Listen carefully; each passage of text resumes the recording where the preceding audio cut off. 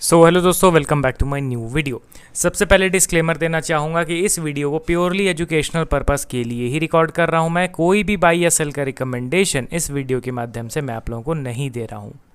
And एक reminder भी देना चाहूँगा कि एक पेड टेलीग्राम ग्रुप मैंने ओपन किया है जिसमें आप लाइव मेरे साथ वन ऑन वन इंटरेक्ट कर सकते हो। किसी भी स्टॉक के टेक्निकल या फंडामेंटल रिलेटेड डाउट को पूछ सकते हो। ग्रुप ज्वाइन करने के लिए आपको वन टाइम का पेमेंट करना होगा 3,999 रुपीज़ का, एंड लाइफ टाइम का सब्सक्रिप्शन आपको मिल जाएगा। ग्रुप ज्वाइनिंग लिंक वीडियो के डिस्क्रिप्शन बॉक्स में दिया गया है। वहीं पे मेरा ईमेल आईडी भी मेंशन्ड है, आप चाहें तो मुझे ईमेल भी कर सकते हो फॉर दिस ज्वाइनिंग पर्पस। तो चलिए दोस्तों, आज इस वीडियो में कुछ ऐसे स्टॉक्स के बारे में हम लोग बात करेंगे जहां पे ट्रैप होने से हमें बचना है। अब देखिए दोस्तों, ये ट्रैप वर्ड मैं क्यों यूज़ कर रहा हूं, क्योंकि आपने सपोज कीजिए कि कोई XYZ स्टॉक है एंड उस स्टॉक को आपने बाई करा एंड बाई करने के बाद वो नीचे की ओर गिर गया, ठीक है, तो उसको नॉर्मल करेक्शन कहेंगे। बट एक स्टॉक ऐसे लेवल पे रहता है जहां पे आपके बाइंग करने के बाद बड़ा करेक्शन आता है, मतलब कि मेन करेक्शन आपके बाइंग के बाद ही स्टार्ट हुआ है, उससे हम लोग कहते हैं ट्रैप। मतलब ऐसा फील होता है ना जैसे कि स्टॉक ऊपर उठा इसीलिए था ताकि हम जैसे छोटे रिटेल इन्वेस्टर्स को ट्रैप कर सके, उसके बाद ये वापस से अपने ट्रेंड को कंटिन्यू करने लग गया। तो आज जितने भी स्टॉक्स को मैं कवर करूंगा वहां पे हमें ट्रैप होने से ही बचना है। एंड ऐसा नहीं कि फर्स्ट टाइम इन स्टॉक्स को मैं कवर कर रहा हूं, इनको मैं बुलिश मूव के दौरान भी कवर कर रहा था। मतलब जब ये स्टॉक ऊपर की ओर बढ़ रहे थे ना, उस समय भी मैं वीडियो अपलोड करके कंटिन्यूसली आप लोगों को अपडेट देता जा रहा था कि नहीं भाई, यहाँ पे ट्रैप वाला सिचुएशन बन सकता है, हम लोग थोड़ा सा अलर्ट रहेंगे। एंड अब समहाउ यहाँ पे कुछ स्टॉक्स में तो प्राइस एक्शन बन गया, कुछ स्टॉक्स में अभी भी बनना बाकी है। तो पहला स्टॉक हमारे लिस्ट में आपके सामने है न्यू जेन सॉफ्टवेयर। इसको तो मैंने रिसेंटली कवर करा था अपने वीडियो में, शायद से वीकेंड के दौरान मैंने कवर किया था। आज 4% का करेक्शन 510 के भाव पे ये ट्रेड कर रहा है।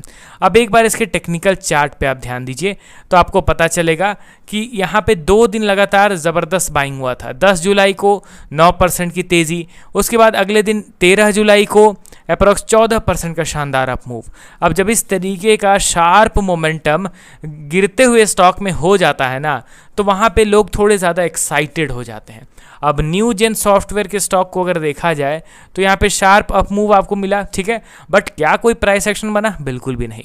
जब यहाँ पे तेज़ी था उस दौरान भी मैं वीडियो अपलोड करके आप लोगों को यही बता रहा था कि यहाँ पे बाइंग ज़रूर हो रहा है। मैं ये भी एडमिट करने के लिए रेडी हूँ कि ये स्टॉक अपने इंपॉर्टेंट सपोर्ट पे अवेलेबल है, बट स्टिल यहाँ पे ऑल टाइम हाई से जो करेक्शन हुआ है अप्रॉक्स 78% का, उस करेक्शन को ये छोटा सा कंसोलिडेशन जस्टिफाई नहीं कर रहा है। यहाँ पे 78% के करेक्शन के बाद एटलीस्ट 1 से 1.5 साल का मिनिमम कंसोलिडेशन रिक्वायर्ड है। एंड यहाँ पे तो अभी 4 से 5 महीने ही सिर्फ कंसोलिडेट हुआ है ये स्टॉक। अगर यहाँ से ये ऊपर की ओर मूव करता भी है एंड दोबारा से किसी भी सर्टेन लेवल पे अगर सेलर्स एग्रेसिव होते हैं तो स्टॉक को कोई बचा ही नहीं पाएगा, क्योंकि यहाँ पे उतने इनफ बायर्स आए ही नहीं है। आप समझिए कि सेलर्स जगह जगह पे एग्रेसिव वे में पोजीशन बना के बैठे हुए हैं, बट बायर्स यहाँ पे सिर्फ थोड़े से इकट्ठा हुए हैं। अब इतने छोटे से इतने कम बायर्स में आप क्या समझ रहे हो कि इतने बड़े सेलिंग स्विंग को क्या ये रिवर्स कर पाएगा? Obviously not. यहाँ पे प्रैक्टिकल थिंकिंग लेके चलना है, ठीक है। तो न्यू जेन सॉफ्टवेयर के रिगार्डिंग मेरा वही पॉइंट ऑफ व्यू रहेगा कि यहाँ पे इस बेस में और ये एटलीस्ट 1 साल कंसोलिडेट करके जब ब्रेकआउट देगा तब होपफुली मैं एक बुलिश एक्सपेक्टेशन लेके चलूँगा। अभी के लिए तो बिल्कुल भी नहीं। अब चलिए हम लोग बढ़ते हैं अगले स्टॉक की ओर। हमारे लिस्ट में आपके सामने है सीएंट। अब इस स्टॉक में भी एक विचित्र प्राइस एक्शन बन रहा है। सीएंट डीएलएम लिमिटेड आज के दिन 4.7% का करेक्शन 665 के लेवल पे ये करेंटली ट्रेड कर रहा है।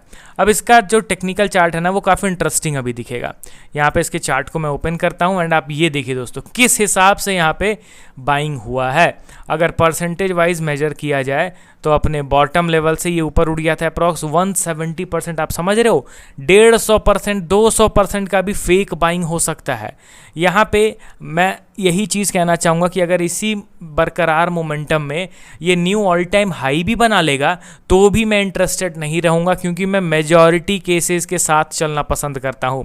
10 में जो 8 स्टॉक्स में प्राइस एक्शन फॉलो होता है मैं उनके हिसाब से चार्ट एनालिसिस करता हूँ, एंड जो 2 एक्सेप्शनल मूव्स पेश करते हैं ना उनमें मैं साइड रहना ही पसंद करता हूँ, वो उसको मैं इग्नोर कर देता हूँ, ठीक है, क्योंकि at the end majority wins. अब यहाँ पे सीएंट नो डाउट शायद से अगर ये एक्सेप्शनल मूव ये 2 केसेस के तरह ही मूव पेश करेगा तो शायद ये न्यू ऑल टाइम हाई बना देगा, बट उसको मैं इग्नोर कर दूंगा, मैं छोड़ दूंगा। ठीक है भाई, अरे 10 में 2 स्टॉक मेरा छूट रहा है तो 8 स्टॉक को तो मैं पकड़ भी तो रहा हूँ ना।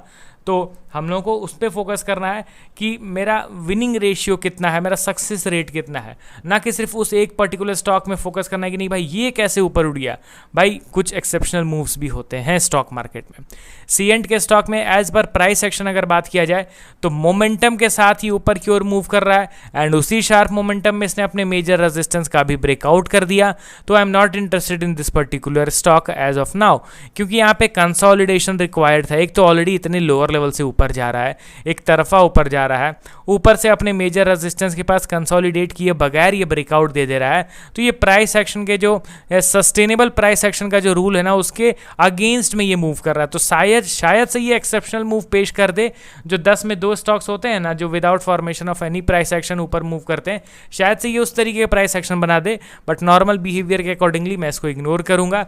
एंड मेरे हिसाब से ये जो तेजी है ये सस्टेन नहीं करना चाहिए, यहाँ से ये गिर जाना चाहिए। सस्टेन करता है तो वेल एंड गुड, मेरे हाथ से ये छूट गया, और अगर ये गिरता है तो वेल एंड गुड, मैं इसको लोअर लेवल पे पिक करने का प्रेफर करूंगा। अगला स्टॉक हमारे लिस्ट में जिसमें तो मैं बहुत अच्छी तरीके से बच गया, मैंने वीडियो भी अपलोड करा था इस स्टॉक के रिगार्डिंग, नाम है फाइन ऑर्गेनिक इंडस्ट्रीज लिमिटेड। अब यहाँ पे ध्यान दीजिए दोस्तों, एक तरफा बाइंग हो रहा था, रेजिस्टेंस पे मैंने क्लियर कट कहा कि यहाँ पे हमें अब थोड़ा सा अलर्ट होने की ज़रूरत है, क्योंकि जोन के ब्रेकआउट के पहले ही यहाँ पे पॉजिटिव अप्रोच लेके नहीं चलना है। एंड देखिए दोस्तों धीरे धीरे करके किस तरीके से खिसक रहा है, आप समझ रहे हो ना। इस वीक में अप्रॉक्स 6% का करेक्शन हो चुका है, एंड आज के डाउनफॉल को देखा जाए तो 3.7%, मतलब कि फिर से यहाँ पे रेजिस्टेंस लेवल पे सेलर्स एक्टिव हो गए हैं, ये चीज़ क्लियर कट दिख रहा है। तो बस ये जो अपना पुराना इसका प्रक्रिया है वही कंटिन्यू रहेगा इस स्टॉक में। अभी अगला और लास्ट स्टॉक हमारे लिस्ट में आपके सामने है आरती इंडस्ट्रीज़ लिमिटेड।